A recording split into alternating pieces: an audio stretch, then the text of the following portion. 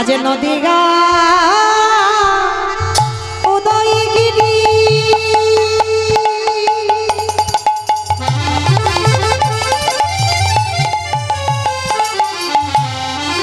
ওইলা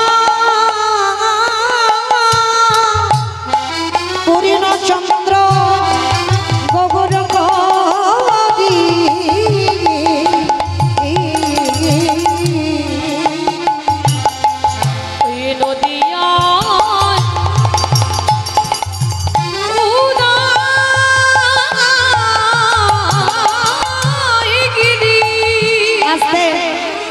অমাইরা সন্ধ্যাবেলায় একটু ভজন সাধনের সময় কই দেখি সবাই মিলে প্রেম সে একটু উলুধ্বনি দাও তো দেখি একবার আজ নদীগা উদয়গিরি আমার গোনারি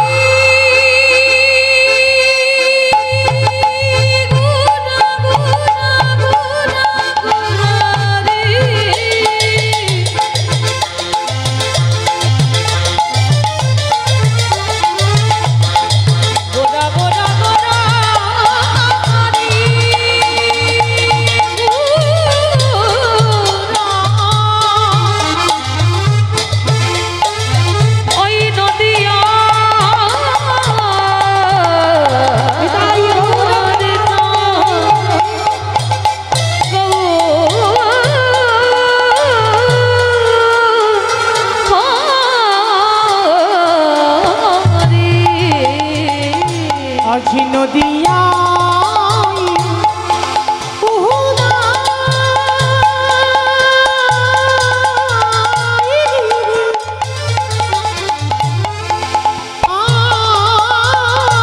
পূর্ণচন্দ্র আমার গৌরী হরি কৃপা করি হইল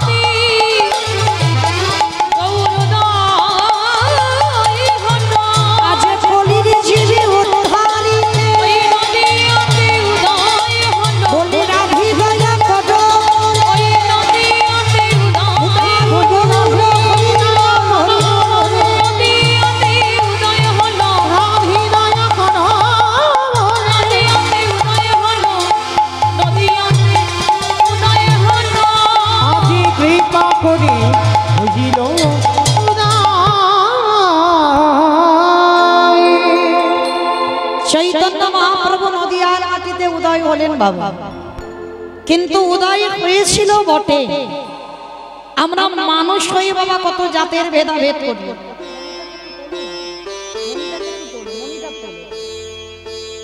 আমরা মানুষ হয়ে কত জাতের ভেদাভেদ করি বাবা কে হিন্দু কে মুসলমান কে নিচু জাত কে উঁচু জাত কত ভেদাভেদ হয় কিন্তু আমার চৈতন্য মহাপ্রভুর বাবা কোনো ভেদাভেদ ছিল না সবাইকে কোল দিয়েছে আর যার জন্য বাবা আজও যাবেন নবদ্বীপের মাটিতে একটা কুকুরের মহোৎসব হয়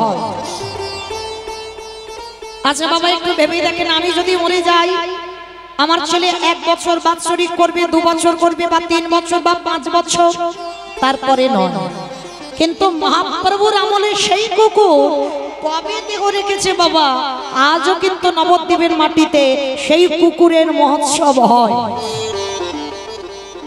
যারা যাবেন নবদ্বীপে এখনো শুনে আসবেন দর্শন করে আসবেন তাহলে কেন মানুষে যেটা পারে না সেটা কিন্তু পশুকুলে জন্ম নিয়ে কুকুরে করে দেখিয়েছে কিন্তু আমরা মনুষ্য কুলে জন্মগ্রহণ করে আমরা সনাতন ধর্মের মানুষ হয়ে, আমরা হিন্দু ধর্মের মানুষ হয়ে আমরা এখনো পতিত হয়ে পড়ে রইলাম।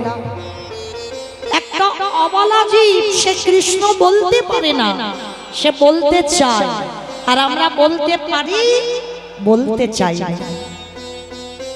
এই কুকুরটা কোথায় ছিল জানো? একটু শান্তভাবে মায়েরা আস্বাদন করবেন, দেখবেন ভালো লাগবে, অনেক কিছু জানতে পারবে।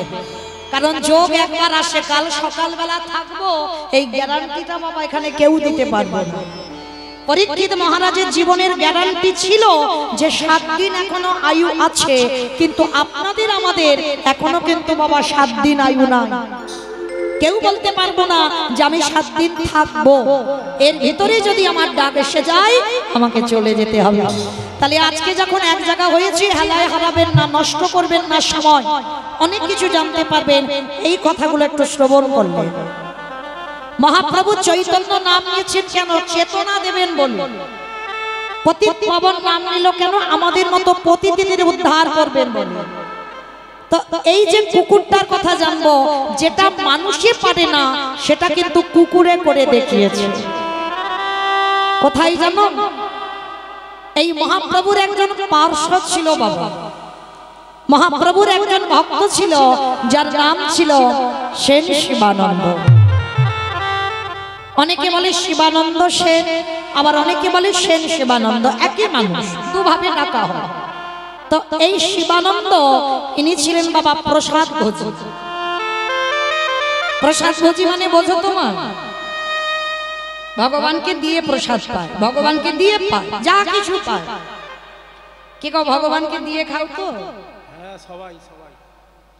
আমি বলছি না যে শুধু ডালা দিলেই ভগবান খায়, যা কিছু খাবে সবগুলোকে তুলে নিয়ে একবার বলো ভোজনে চ জনার্দন। কারণ তোমরা যদি প্রসাদ ভোজি নাও হও তো সবগুলোকে তুলে নিয়ে একবার বলো ভোজনে চ জনার্দন। তার মানে আমার খাওয়ার আগে আমার গোবিন্দের খাওয়া হয়ে গেল। একটু জলও যদি খেতে যাও সেটা কপালে ঠেকিয়ে ওই মন্ত্রটা উচ্চারণ করো, ভোজনে চ জনার্দন। আর এটা বলা মানে ওই জলটা আমি খাবো, আমার খাবার আগে ওটা ভগবানকে দেওয়া হয়ে গেল, প্রসাদী হয়ে গেল, ওইটা আমি পান করলাম। তো এই শিবানন্দ এরা ছিল প্রসাদ ভোজি। প্রতিদিন ভগবানকে ভোগ লাগিয়ে প্রসাদ পেত। আর একটা কথা মনে রাখবেন মা, অনেক অনেক ভক্তরা বাবা এখন নিরামিষ সেবা করে, নিরামিষ রান্না করে দেখবেন বাবা তার একটা স্বাদ আলাদা। আর ওটাতে যখন একটা তুলসী পত্র দিয়ে আমার গোবিন্দ চরণে নিবেদন করবে, ওর স্বাদটা বাবা সঙ্গে সঙ্গে বদলে যায়।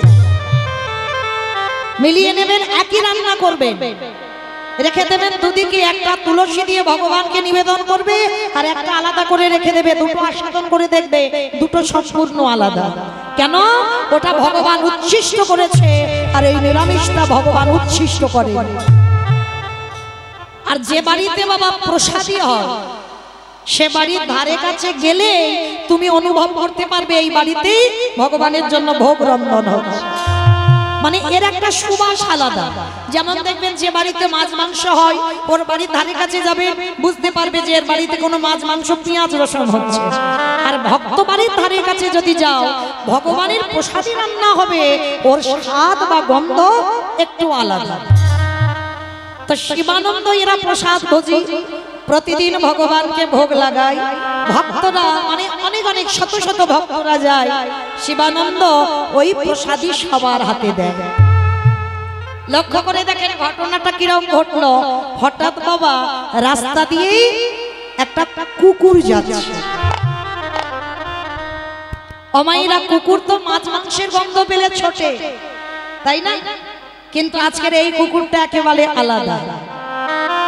তা যেই না রাস্তা দিয়ে যাচ্ছে, আর কুকুরের বাবা সব থেকে ঘ্রাণ শক্তি বেশি, যার জন্য কুকুরে চাকরিও করছে, তাই চোর ডাকাতকে ধরবার জন্য সরকারি চাকরি করছে কুকুর। কেন? ওর ঘ্রাণ শক্তির জন্য। তো আজকে কুকুরটা রাস্তা দিয়ে যাচ্ছে, যেতে যেতে ওই সুবাসটা কুকুরের নাকে আসছে। মনে মনে ভাবলো বাবা বাবা বাবা, মনে হচ্ছে ওই বাড়িতে কোনো কিছু রন্ধন হচ্ছে, একবার যাই তো দেখি। তা কুকুরটা গিয়ে বসেছে, আর বসে দেখলো বাবা শত শত ভক্তরা সবাই বসে আছে। মধ্যাহ্নকালীন আরতি সমাপ্ত হলো, এইবার প্রসাদ বিতরণ হচ্ছে, সবাইকে প্রসাদ দিচ্ছে, সবাই প্রসাদ নিয়েছে। এই যে আগে আমার ভাইটি বাতাসা দিয়ে গেল, কেউ না কেউ বাবা, কেউ বাদ যায়নি, সবাই পেয়েছে। আচ্ছা বলো তো, যদি একাধারে চুপটি করে যদি একটা কুকুর বসে থাকে, কোনো ডাকাডাকি করবে না, কোনো কান্নাকাটি করবে না, কোনো ঝগড়াঝাটি কামড়াকামড়ি করছে না, একাধারে যদি চুপটি করে একটা কুকুর বসে থাকে, কেউ কি প্রসাদীটা নিয়ে কুকুরকে দেবে? তেমন ভক্ত জগতে বড় দুর্লভ, তবে আছে, নেই বলা ভুল, অনেক ভক্তরা আছে এই পশু পাখিদেরও ভালোবাসে। মানে মানুষকে যত না ভালোবাসে বাবা, তারা পশু পাখিকে বেশি ভালোবাসে। তার শিবানন্দ সবাইকে প্রসাদ দিয়েছে, আর হঠাৎ দেখে না আড়ালে চুপটি করে একটা কুকুর বসে বসে কাঁদছে। কাঁদছে কেন? অবলা তো, কথা বলতে পারে না। কুকুরটা কাঁদছে আর বলছে, গৌরহরি, তোমাকে দেখবার জন্য আমার নয়নে দিয়েছো, তোমার এই কৃষ্ণ কথা হরি কথা শুনবার জন্য আমার কর্ণ দিয়েছো, তোমাকে দেখবার জন্য আমার নয়ন দুটো দিয়েছো, তোমার ধামে যাবার জন্য দুটো নয় আমার চারটে পা করে দিয়েছো। কিন্তু গৌরহরি, তোমার নামে যে আমি বলবো, সেই বলার মতো তুমি আমার হৃদয়ে ভাষাটা দাও। আমি যে কাউকে বলবো যে আমার একটু প্রসাদী দাও, আমার কথা কে বুঝবে? আমি তো কথা বলতেই পারি না, কে বা দেবে আমার একটু প্রসাদ? কুকুরটা বসে বসে কাঁদছে। মায়েরা চরণ ধরে বলি, গন্ডগোল নয়, কারণ এটা তো অন্যান্য কীর্তন নয়।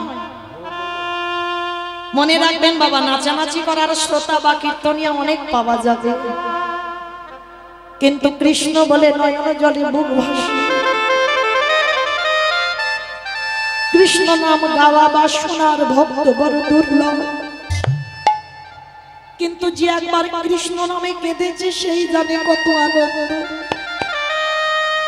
যে একবার কৃষ্ণ নামে ভেসেছে সে জানে এ নামে কত আনন্দ।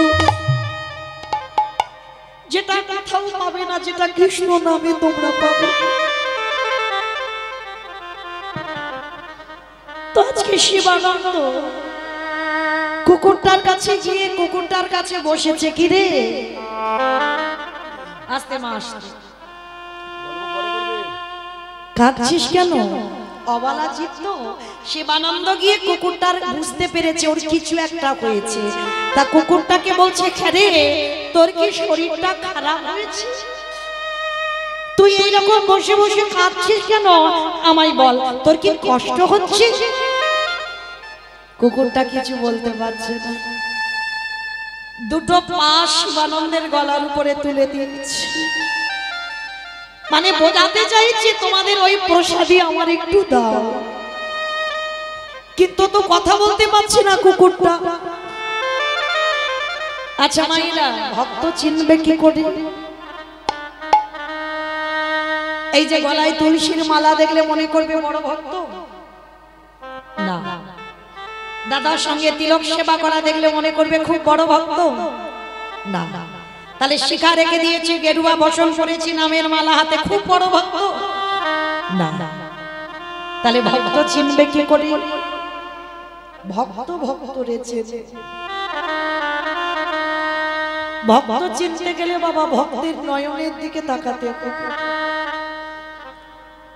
একবার কৃষ্ণ নামে যার হৃদয়ে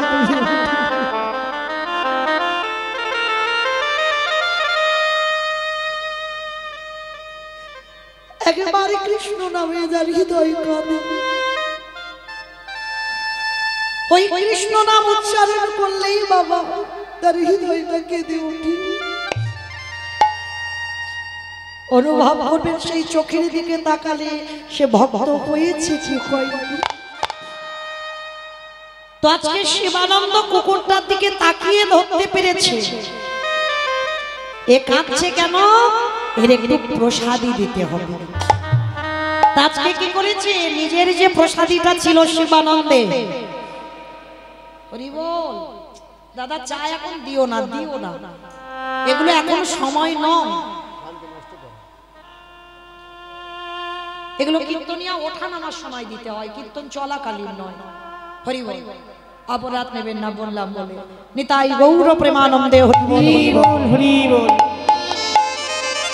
তো আজকে শিবানন্দ কুকুরটাকে বলছে, ঠিক আছে বুঝেছি, তোর আর বোঝাতে হবে না। তার মানে তুই বলতে চাইছিস সেই প্রসাদী একটু পাবি, তাই তো? ঠিক আছে দাঁড়া। তা শিবানন্দের ভাগে যে প্রসাদীটা ছিল, শিবানন্দ কি করেছি, কুকুরটাকে দিয়েছে। আর ওই কুকুরটা এমন স্বভাব হয়ে গেল, যেদিন যেদিন বাবা ওই বাড়িতে প্রসাদ বিতরণ হয়, ওই কুকুরটা দুপুরবেলা ওই ভক্তের বাড়িতে আসে। মানে দেখে মনে হচ্ছে কুকুরটা যেন শিবানন্দের বাড়ির পোষা কুকুর, মানে মাছ মাংসের গন্ধের দিকে যায় না, ওই যেখানে ভাগবত পাঠ হয়, যেখানে কৃষ্ণ কথা হরি কথা হয়, কীর্তন হয়, যেখানে সাধু সঙ্গ হয়, ওই কুকুরটা সেখানে চলে যায়। তো এইভাবে চলতে চলতে বাবা আজকের হয়েছে একাদশী। যদি বা আজকের একাদশী নয়, কালকে একাদশী, তাই তো? জানো তো নাকি ভুলে টুলে গেছো? হ্যাঁ, তো যারা একাদশী করো তারা অবশ্যই জানো কালকে একাদশী।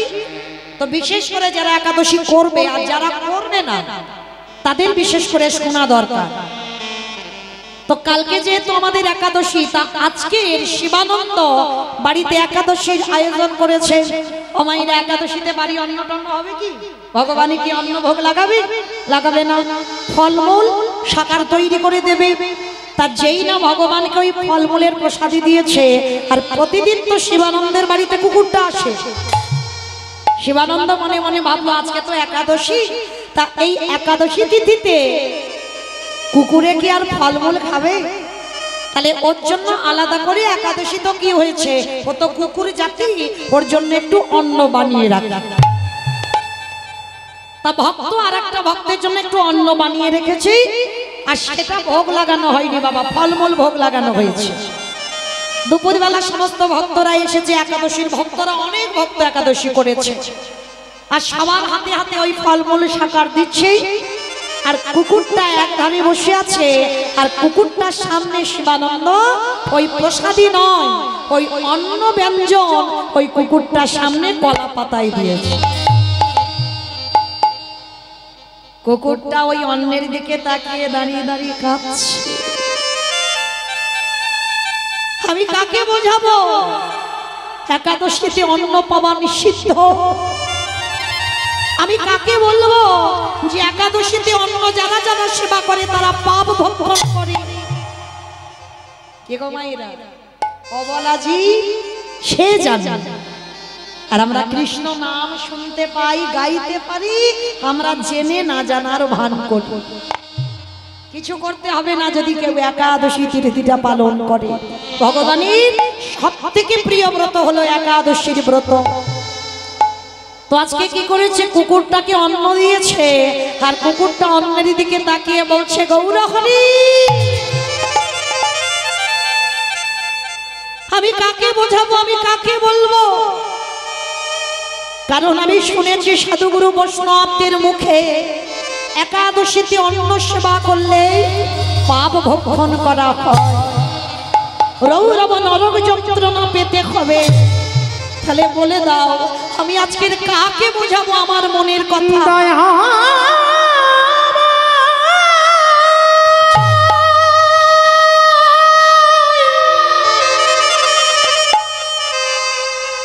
তুমি আমায় বদন দিয়েছ বটে, কিন্তু বলার মতো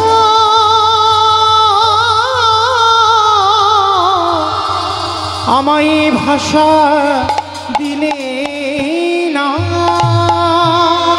তবে গৌরহরি আজকে যদি আমায় ফলমূল সেবা না দেয় শিবানন্দ, আজ আমি সারাদিন কিছু খাবো না, মরেও যদি যেতে হয় আমি এই অন্যের দিকে ঘুরেও তাকাবো না। তা কুকুরটা অন্যের দিকে তাকিয়ে তাকিয়ে কাঁদছে। শিবানন্দ গিয়ে কুকুরটার কাছে বসেছে। কিরে, আমি যে তোর জন্য এত ভালো করে যত্ন করে অন্ন বানালাম, তুই পাবি না? কুকুরটা দাঁড়িয়ে দাঁড়িয়ে কাঁদছে।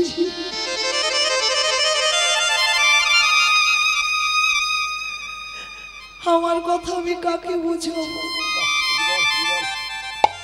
কে বুঝবি আমার কথা? যে আজকের একাদশীতে অন্ন পাওয়া নিষিদ্ধ। শিবানন্দ বুঝতে পেরেছে। ও বুঝেছে, তার মানে তুই আজকের অন্নের দিকে তাকাচ্ছিস না, মানে আজকের অন্ন পাবি না। হ্যাঁ রে, তুইও কি একাদশী করলি নাকি? কুকুরটা মাথা নেড়ে সাই দিল, আমিও তোমার সঙ্গে একাদশীর ব্রত করব। শিবানন্দ কুকুরটাকে বুকে জড়িয়ে ধরে বলে উঠল, মানুষে যেটা পারে না তুই অবলা জীব করে দেখালি। ওরে আয় আয়, ওরে আয়, ওরে ভক্ত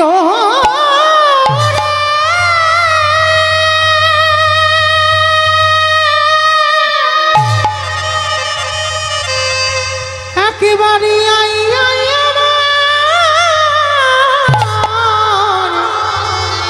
হৃদয়ে আইরে, একেবারে আমার হৃদয়ে। যেই না নয়ন জলে বুক ভাসিয়ে কাঁদছে, ঠিক আছে কাঁদিস না, আমার প্রসাদীটা আজকে তোকে দেব। একাদশীর ফলমূলের প্রসাদী শিবানন্দ কুকুরটাকে দিয়েছে। আর যেই না শিবানন্দ কুকুরটাকে দিয়েছে, মনের আনন্দে একাদশীর প্রসাদ সেবা করেছে। অমাইরা মনে রেখো, সংসার সুখের হয় পুরুষের গুণে, পুরুষের গুণে, রমণীর গুণে। রমণীর গুণটা আছে তো, কারণ নারীরাই তো পারে সংসারটাকে ঠিক করে রাখতে।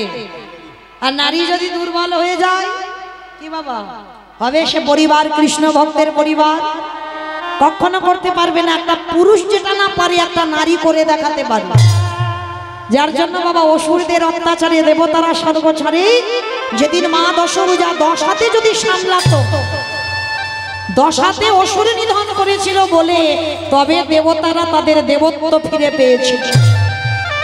তাহলে সেদিন তো ভগবান নিজেই যেতে পারত, কিন্তু গেল না, পাঠালো একটা নারী শক্তিকে।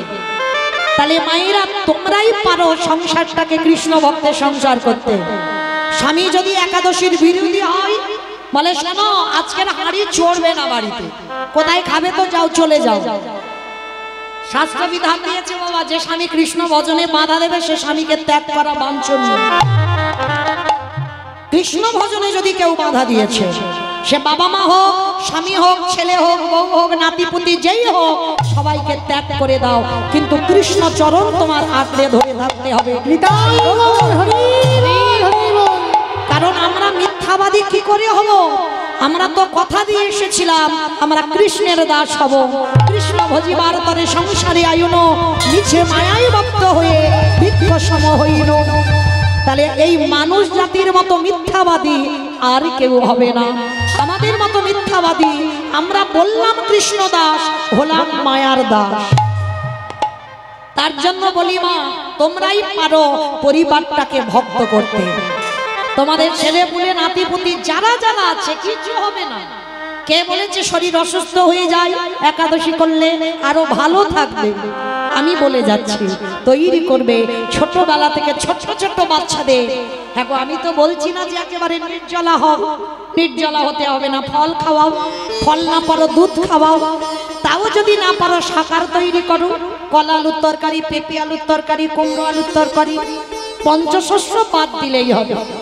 এই অন্নটা একেবারে নিষিদ্ধ করে দেখো। যদি তোমার সংসার কৃষ্ণ ভক্তের সংসার না হয় তো বাবা সেদিন থেকে কীর্তন গাওয়াটাই ছেড়ে দেবে। কারণ এই নারীরা পারে তার সংসারটাকে শক্ত করে কৃষ্ণ ভক্ত তৈরি করবে। তো আজকে শিবানন্দের বাড়ির পোষা কুকুর হলো, আর যেই না কুকুরটা ওই শিবানন্দের বাড়িতে থাকে, প্রতি বছর নবদ্বীপের মানুষরা সবাই যায় রথযাত্রার সময় পুরীধাম। এই রথযাত্রার সময় আজও বিধান আছে বাবা, পুরীধামে সবাই নবদ্বীপের ভক্তরা যায়। তা শিবানন্দ কুকুরটা বায়না ধরেছে, প্রভু আমিও যাব। তবে বাবা এখনকার সমাজ নয়, তখনকার সমাজ কুকুর বিড়ালের এঁঠোগুলো খুব মানামানি করত। মানে যদি কুকুরের ছোঁয়া লাগে তো স্নান করতে হবে, বিড়াল যদি কোথা থেকে হেঁটে যায় তো গঙ্গা জল ছড়িয়ে পবিত্র করতে হবে। তা শিবানন্দ কুকুরটাকে নিয়ে যাচ্ছে, সমস্ত ভক্তরা বলে বললেন, শোনো শিবানন্দ, কুকুরটাকে নিয়ে যাচ্ছ যাও, কিন্তু মনে রেখো আমরা কেউ তোমার সঙ্গে সঙ্গ নেব না, কারণ এই কুকুরের ছোঁয়া যদি লাগে আমরা অপবিত্র হয়ে যাব। তো শিবানন্দ বলছে, ভাই একটা কাজ করো, তাহলে তোমরা তোমাদের মতো যাও, আমি আমার কুকুরটাকে নিয়ে পুরীধামে যাব। তা নদী পার হতে হবে, নৌকার ঘাটে গিয়ে বাবা মাঝি ভাইকে বলছে, মাঝি ভাই আমার কুকুরটাকে একটু পার করে দেবে। তা মাঝি তো রেগে গিয়ে বলছে, শোনো, তোমার কুকুরটাকে যদি আমার নৌকায় তুলি আমার নৌকা অপবিত্র হয়ে যাবে, আর আজকে যদি তোমার কুকুর নৌকায় ওঠে তাহলে আমার এই নৌকাতে সারা দিন আর কেউ উঠবে না। তাহলে কি করবো বলো? আমি কি তোমার সারা দিনের রোজগার বন্ধ করে তোমার কুকুর পার করাবো? বলো তুমি কি করবে বলো। তা শিবানন্দ বলছে, ভাই একটা কাজ করো না, যদি সবার ভাড়াটা আমি যদি একা তোমায় দিয়ে দিই তাহলে তো পার করে দেবে। বলে ঠিক আছে, তাহলে সবার ভাড়াগুলো দিয়ে দিও, সারাদিনের রোজগারটা তুমি দিয়ে দিও। তবে হ্যাঁ, আর নদীর ওঘাটে গিয়ে তোমাকে বালতি করে জল নিয়ে আমার নৌকাটা কিন্তু পরিষ্কার করে দিতে হবে, কারণ কুকুর উঠবে, অশুচি হয়ে যাবে, অপবিত্র হবে, তোমাকে ধৌত করে পবিত্র করে দিতে হবে। ঠিক আছে ভাই, তুমি যখন বলছো আমি তাই করব, কিন্তু আমার কুকুরটাকে রেখে যেতে পারবো না, ওকে নিয়ে যেতে হবে। ঠিক আছে চলো। কুকুরটাকে নিয়ে নৌকায় উঠেছে, আর নৌকাতে উঠেছে, যেই না নৌকাটা ছেড়েছে কুকুরটা মনে মনে ভাবছে, আমি আছি বলে আমার প্রভুর কাছে আমার প্রভুর এত কষ্ট, সবাই কত কত কথা বলছে, তাই আমি সিদ্ধান্ত নেব আজই আমার এই মালিকের কাছ থেকে আমি চলে যাব। মরতে হলে একা মরবো, আর যদি পুরীধামে যেতে পারি তো একা যাব, কিন্তু আমার মালিকের সঙ্গে যাব না, কারণ আমি আছি বলে আমার মালিকের এত কষ্ট। এইবার নদীর ঘাটে গেছে, নৌকা থেকে নেমেছে, আর কুকুরটা তীরে দাঁড়িয়ে আছে, আর বালতি বালতি করে জল নিয়ে নৌকাটা শিবানন্দ পরিষ্কার করছে। আর এই নৌকাটা পরিষ্কার করছে, আর সেই সুযোগে কুকুরটা পিছন থেকে শিবানন্দকে রেখে পালিয়ে গেছে। মালিকটা যেই না পিছনে তাকিয়েছে, কুকুরটাকে দেখতে পাচ্ছে না। মাঝি বলে উঠলেন, কি ভাইয়া দেখলে তো, ওটা কুকুরের জাত, হাজার যদি তুমি পোষো ওর স্বভাব জীবনে বদলাবে না। মনে হয় কোথাও মাছ মাংসের গন্ধ পেয়েছে, সেই দিকে ছুটেছে। দেখলে তো, যার জন্য তুমি এত কষ্ট করলে আজকে সেই তোমার দেখো আজকের এখানে ফেলে রেখে একা চলে গেল। অভিমান হলো শিবানন্দের, যার জন্য আমি আমার সঙ্গ ছাড়া হলাম, আমি দলবল ছাড়া হলাম, আমি একা যাচ্ছি ওকে নিয়ে, আর ও কিনা আমাকে ছেড়ে ও চলে গেল। ঠিক আছে, তা ও যদি আমায় ভুলে যেতে পারে আমি ওকে ভুলতে পারবো না, আর কোনোদিন কখনো ওকে আমার বাড়িতে আশ্রয় দেব না। কিন্তু মাইরা কুকুরটা গেল কোথায়? শিবানন্দের অনেক আগে কুকুরটা পৌঁছে গেছে জগন্নাথ ধাম, পুরী ধাম। যারা দর্শন করেছেন বাবা জগন্নাথ ধাম, দেখবেন মা, জগন্নাথ দেখবার আগে একটা রূপ দর্শন করতে হয়, যেটা হলো গরুড় ধ্বস্তম্ভ। দেখেছেন? কতজন দেখেছেন গরুড় ধ্বস্তম্ভ? ওই একবার হাত তোলেন তো দেখি, কারা কারা দেখেছেন গরুড় ধ্বস্তম্ভ? দেখেছেন? দেখবে কি করে বাবা? সব তো এক সপ্তাহের মধ্যে 3 দিন তো পুরি, আর 3 দিনই তো বাবা শুধু 3 দিনই পাল্টি খাবে, আর অতি কষ্টে ঠেলাঠেলি করে একবার জগন্নাথ দেখবে। কোন ভক্ত মনে করবে না যে 3 দিন আমার ঢেউ খাওয়া বন্ধ হোক, আমি 3 দিন যেন আমার জগন্নাথ দর্শন করতে। অথচ জানো ঢেউ খাওয়াটা মিস